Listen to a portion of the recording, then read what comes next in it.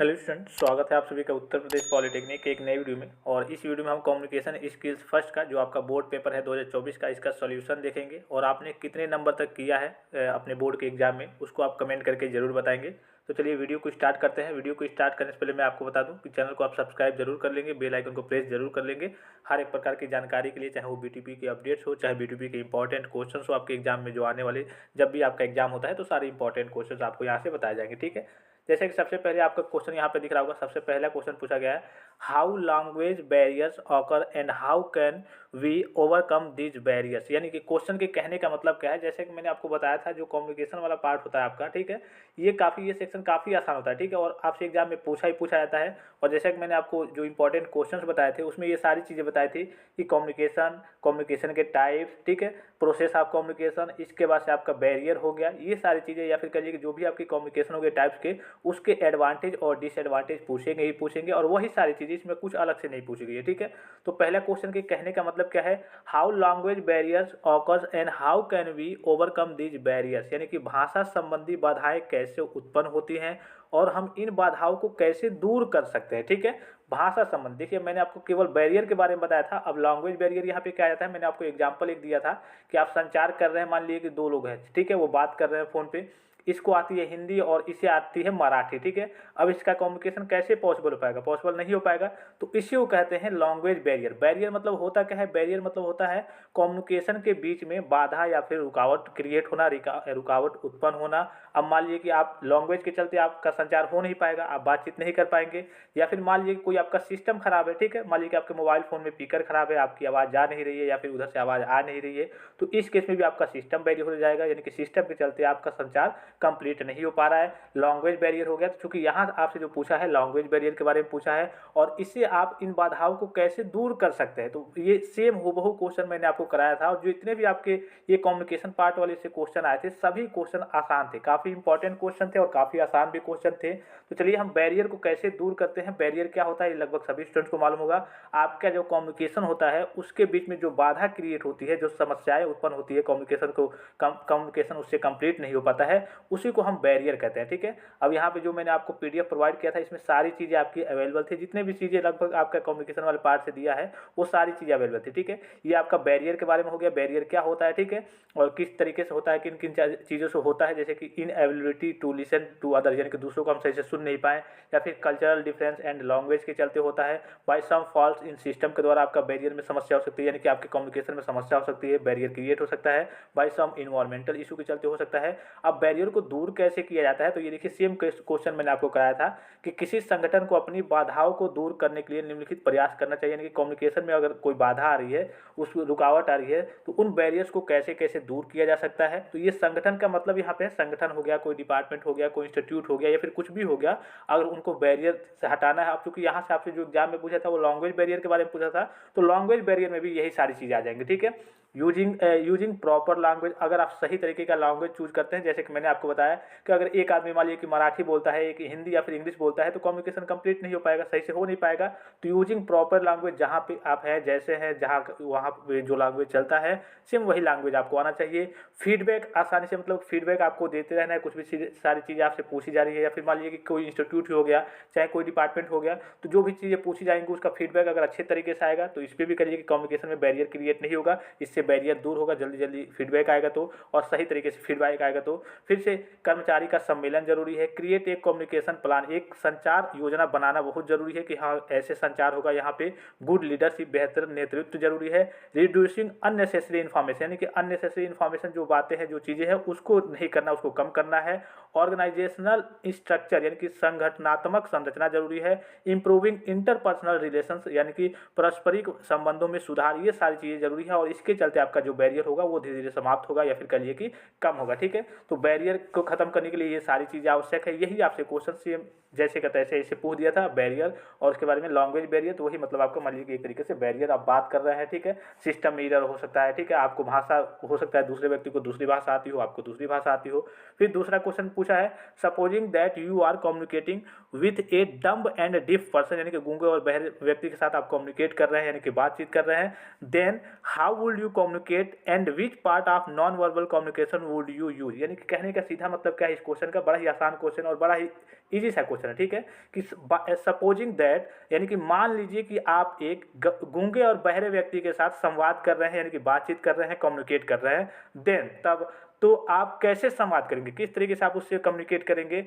And और यानी कि और गैर मौखिक संचार के किन हिस्सों का उपयोग करेंगे। बड़ा ही सिंपल सा क्वेश्चन है, बड़ा ही आसान सा क्वेश्चन है। तो मैंने इसमें आपको क्या बताया था कि गेस्चर कम्युनिकेशन, सीधे भाषा में कहें कि अगर कोई आपका गूंगा व्यक्ति है या फिर बहरा व्यक्ति है, सुन नहीं सकता या फिर बोल नहीं सकता, कह लीजिए कि ठीक है, ना ही बोल सकता है और ना ही कह लीजिए कि गूंगा भी है तो बोल नहीं सकता, बहरा भी है तो सुन नहीं सकता, तो आप उसके साथ कैसे कम्युनिकेट करेंगे। तो गेस्चर कम्युनिकेशन के चलते, ठीक है, गेस्चर मतलब कि इशारे में बात करेंगे। इशारे मतलब आपका फेस टू फेस भी आ जाएगा एक कम्युनिकेशन। फेस टू फेस मतलब आप बोलेंगे नहीं, ठीक है, वो आपका सुन नहीं पाएगा ना ही वो बोल पाएगा, लेकिन आप बॉडी मूवमेंट हो गया, आपका फेस एक्सप्रेशन हो गया, लिप रीडिंग हो गया, ठीक है, लिप रीडिंग की सहायता से भी बातें होती है, कम्युनिकेशन होता है। फिर लिप रीड हो गया, फिगर हो गया कोई, ठीक है, इमेज हो गया, इन सारी चीज़ों को दिखा करके आप कम्युनिकेट कर सकते हैं उसके साथ, ठीक है। अब यहाँ पे देखिए, अगर मान लीजिए कि ये क्वेश्चन ना दिया होता आपका, मतलब कि ये तो पूछा अलग चीज़ है, आप रिटेन कम्युनिकेशन के थ्रू भी उसके साथ बात कर सकते हैं, ठीक है। रिटेन कम्युनिकेशन मतलब लिख करके कुछ चीज़ें दे सकते हैं कि हाँ वो पढ़ ले धीरे से, मतलब कि उसको दिखता तो है ही, बस वो गूंगा है और बहरा है, उसको दिखता तो है ही, तो वो रिटेन कम्युनिकेशन के थ्रू भी आप बात वगैरह कर सकते हैं। लेकिन यहाँ पे एक चीज़ पूछा है कि which parts of non verbal communication would you use, यानी कि कौन सा आप कम्युनिकेशन, नॉन वर्बल का कौन सा कम्युनिकेशन आप यहाँ पे यूज करेंगे, किस कम्युनिकेशन से आप बात कर पाएंगे, उससे कौन सा हिस्सा यूज करेंगे, उपयोग करेंगे। तो वही आपका गेस्चर कम्युनिकेशन हो गया। गेस्चर कम्युनिकेशन के चलते आप उससे बात करेंगे, जैसे कि बॉडी एक्सप्रेशन हो गया, ठीक है, बॉडी मूवमेंट हो गया, लिप रीडिंग हो वगैरह हो गया, और फेस टू फेस कम्युनिकेशन हो गया, इससे आप बात करेंगे। काफ़ी सिंपल और काफ़ी आसान सा क्वेश्चन था। फिर explain the process of communication, मैंने आपको बताया था कि जो आपका प्रोसेस होता है कम्युनिकेशन का, किन किन प्रोसेस से आपको गुजरना पड़ता है। सेंडर होता है, मैसेज होता है, रिसीवर होता है, ये तीनों तो मेन होते हैं। फिर आपका आ जाता है, इसमें बीच में ही होता है सेंडर के बाद से इनकोडिंग आता है, डिकोडिंग आता है, फिर चैनल होता है, किस चैनल के माध्यम से आप कम्युनिकेशन का, मतलब कि जो अपना मैसेज है उस किस चैनल के माध्यम से भेजना चाहते हैं। फिर आपका लास्ट में आ जाता है फीडबैक आ जाता है कि हाँ उधर से क्या रिप्लाई आ रहा है। तो ये आपके कम्युनिकेशन के प्रोसेस होते हैं। काफ़ी सिंपल और काफ़ी आसान सा क्वेश्चन था। फिर लास्ट दिया है explain the advantage of oral communication, यानी कि मौखिक जो आपका संचार होता है उसके लाभ क्या क्या है। देखिए मैंने आपको कल ही के पीडीएफ में, काफ़ी सिंपल था, काफ़ी आसान सा क्वेश्चन था और इसमें तो आपको कुछ करना भी नहीं था, ठीक है। काफ़ी जैसे तैसे मैंने आपको बताया था, सेम वही चीज़ें आ भी गई थी, ठीक है। यहाँ देखिए बैरियर हो गया और ये शायद, हाँ यहाँ देखिए एडवांटेज ऑफ ऑरल कम्युनिकेशन, मैंने कहा था कि एडवांटेज आपसे कोई भी पूछ सकता है, रिटेन कम्युनिकेशन का भी, ऑरल कम्युनिकेशन का भी, ठीक है, गेस्चर कम्युनिकेशन का भी। तो इसमें क्या होता है, हिंदी में देख लीजिए, यहाँ पे थोड़ी समझने में आपको दिक्कत होगी, इंग्लिश में हिंदी में दोनों चीज़ अवेलेबल है। सबसे अच्छी चीज़ है इसमें कि जैसे आपका मान लीजिए कि ऑरल कम्युनिकेशन की बात करें कि ऑरल कम्युनिकेशन के एडवांटेज क्या है, तो सबसे जो पहली चीज़ आपकी आ जाएगी कि फास्ट कम्युनिकेशन, ठीक है, जो भी चीज़ें होंगी काफ़ी फास्ट काफ़ी तेज़ी से होंगी। फिर आपका आ जाएगा दूसरा टाइम सेविंग भी होगा आपका, जाहिर सी बात है जब फास्ट कम्युनिकेशन होगा ऑरल कम्युनिकेशन में तो टाइम सेविंग भी होगा, ठीक है, तो टाइम की यहाँ पे बचत होगी। फिर आपका कहिए कि लो कॉस्ट, इसमें आपका ज़्यादा कोई कॉस्ट वगैरह भी नहीं लगेगा। फिर बेटर अंडरस्टैंडिंग, आप सारी चीज़ों को बेहतर तरीके से समझेंगे। अब जाहिर सी बात है कि आप ऑरल कम्युनिकेशन कर रहे हैं तो सारी चीज़ों को आप तर्क वितर्क कर सकते हैं, अच्छे से सारी चीज़ों को समझ सकते हैं। सीक्रेट, इसमें गुप्तता रहती है, आप जो भी चीज़ बात कर रहे हैं इसमें गुप्तता रहती है। इमीडिएट फीडबैक, ठीक है, जल्दी से आपको फीडबैक मिल जाता है। आप मान लीजिए कि जो भी चीज़ पूछ रहे हैं उनसे, क्या क्या आप ये जानते हो, क्या ये कर रहे हो, मतलब जो भी संचार आप कर रहे हैं, जो भी बातचीत कर रहे हैं, तो तुरंत आपको आगे से फीडबैक में मिलेगा। तो ये होते हैं आपके एडवांटेज ऑफ ऑरल कम्युनिकेशन, यानी कि मौखिक संचार के आपके लाभ होते हैं। तो काफ़ी ये जो फर्स्ट आपका सेक्शन है, फर्स्ट पार्ट है कम्युनिकेशन का, तो ये तो काफ़ी आसान पूछा था, 4 पूछा था आपसे, करना 3 ही था आपका, 4 नंबर का था, 12 नंबर यहाँ से आपके कंप्लीट हो जाएंगे, ठीक है। फिर यहाँ से देखिए change the following sentences into passive voice any 4, कोई 4 करना था, 5 आपको दिया था, कोई 4 आपको करना था। तो पहला क्या है आपका, we made him our captain, क्या है, we made him our captain. तो इसका क्या हो जाएगा आपका, he made our captain by us, ठीक है, इसका हो जाएगा he made our captain by us. फिर से दूसरा देखिए, where did you find this matter, where did you find this matter. तो इसका हो जाएगा आपका वेयर, और काफ़ी सारे बच्चे यहाँ पे फिर से वेयर के बाद वाज लगा दिए होंगे, तो यहाँ पे आप वाज भी लगा सकते हैं, वो भी आपका सही हो जाएगा, लगभग एग्जामिनर सही कर देगा। तो where this matter, where this matter found by you, ठीक है, where this matter found by you, ये आपका हो जाएगा। फिर तीसरे की बात करें, do not change your opinion, ठीक है, और मतलब कि do not change your opinion, तो इसका क्या हो जाएगा आपका, काफ़ी सिंपल है ये भी, थोड़ा सा इसमें बच्चे कंफ्यूज हो जाएंगे। Let the opinion be not change, let the opinion be not change, change हो जाएगा और लास्ट में फुल स्टॉप आप जरूर लगाएंगे। और यहाँ पे जैसे दूसरे में आपका क्वेश्चन मार्क था तो क्वेश्चन मार्क जरूर लगाएंगे, ठीक है, ये आपका इंपॉर्टेंट होता है। फिर तीसरा क्या है आपका, people know that he is a top class con man. यहाँ पे देखिए एक शब्द आया है कॉन, कॉन का मतलब होता है चोर, ठीक है, कॉन का मतलब क्या होता है, चोर, यानी कि पीपुल नो दैट, यानी कि सब लोग जानते हैं, पीपुल नो दैट, पीपुल जानते हैं कि ही is a top class con man, यानी कि वो टॉप क्लास का चोर है, ठीक है। तो इसका क्या हो जाएगा, काफ़ी सिंपल है और काफ़ी आसान है, थोड़ा सा ये भी टफ पड़ेगा आप सभी बच्चों के लिए। तो इट इज नॉन, नॉन है यहाँ पर थर्ड फॉर्म लग जाएगा, ठीक है, it is known by people that he is a top class con man, ठीक है, टॉप क्लास का चोर है। इसका हो जाएगा कि it is known by people that he is a top class con man. फिर देखिए पांचवा क्या है, we don't like you instructing us all time, यानी कि हमें पसंद नहीं है या फिर हम पसंद नहीं करते हैं, we don't like you instructing, आप निर्देश देते रहते हैं हमें, हर समय आप निर्देश देते रहते हैं। तो इसका हो जाएगा आपका your instructions is not liked by us, ठीक है, your instructions is not liked by us all time, ठीक है, ऑल द टाइम, ये भी काफ़ी सिंपल सा है।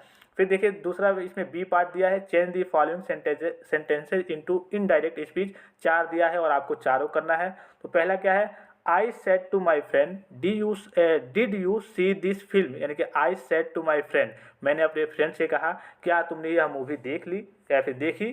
तो इसका क्या हो जाएगा आपका, आई आस्क्ड, मैंने अपने दोस्त से पूछा, आई आस्क्ड माई फ्रेंड। अब ये जो आपका कामा इन्वर्टेड कामा है हट जाएगा, यहाँ पे आप इफ़ भी लगा सकते हैं और वेदर भी लगा सकते हैं। If he had seen that film, ठीक है, if he had seen that film, last में आपका फुल स्टॉप हो जाएगा।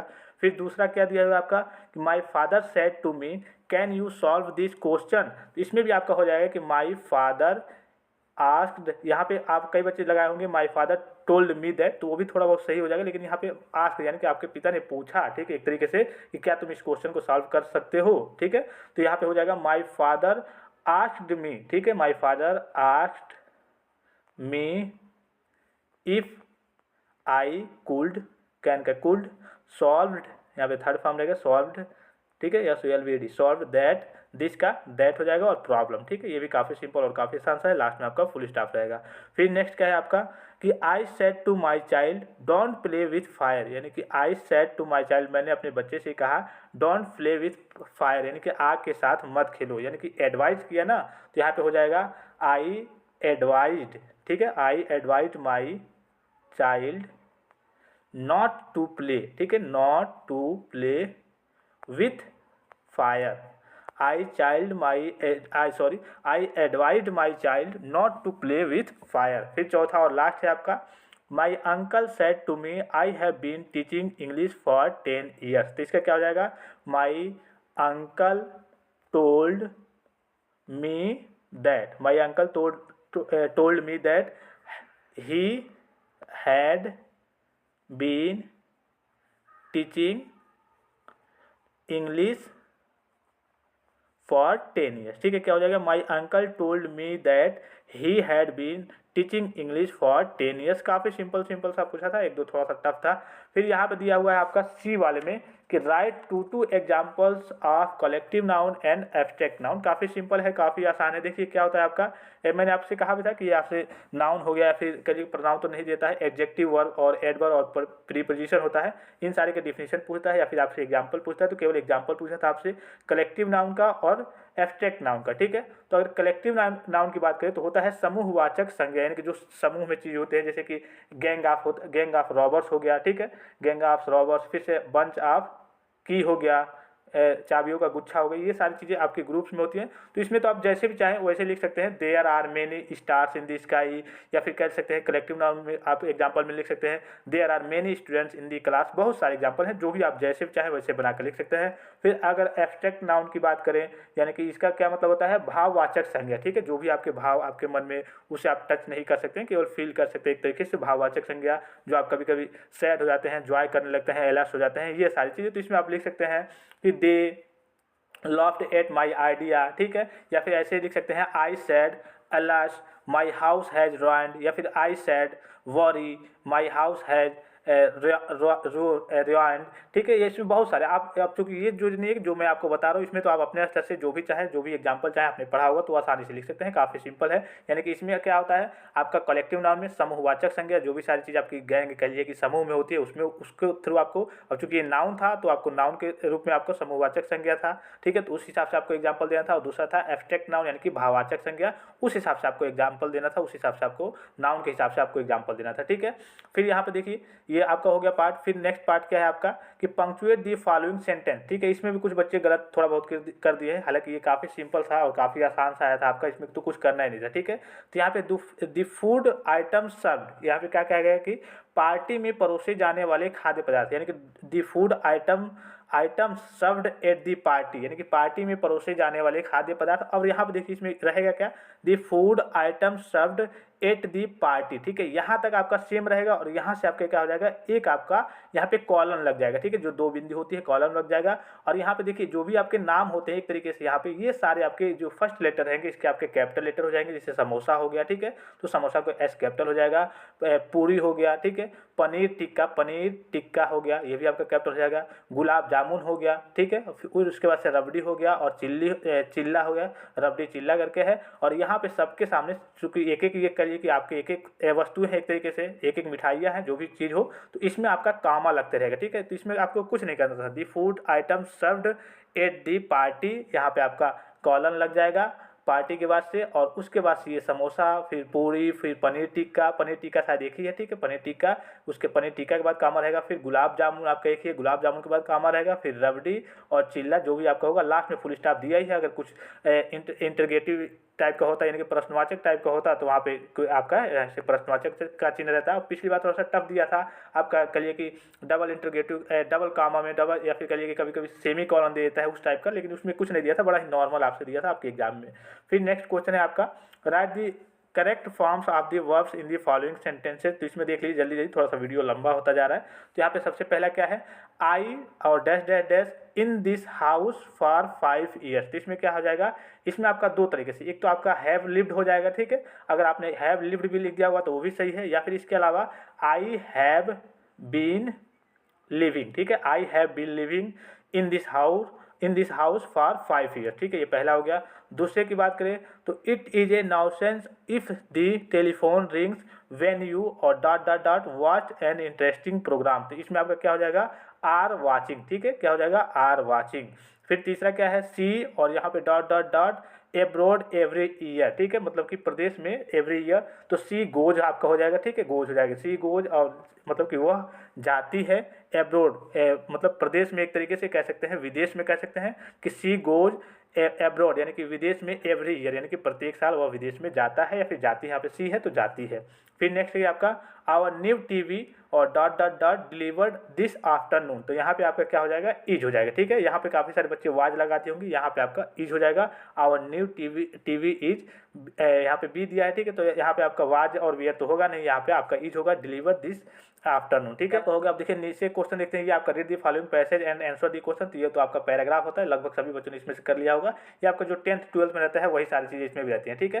कंपोजिशन दिया होगा तो ये बच्चे करते नहीं, इसमें अथवा में आपका 8 नंबर में आपका पैराग्राफ दिया जाता है, money saved is money earned, ये आपका एक टॉपिक है। फिर happiness lies in giving but not in taking, ये आपका एक टॉपिक है। और अपीयरेंस में भी डिसेप्टिव, ये आपका तीनों टॉपिक है, कोई एक पे लिखना था। तो इस पैराग्राफ तो काफ़ी नॉर्मल होता है, इस तो सभी बच्चों ने लिख जाएगा।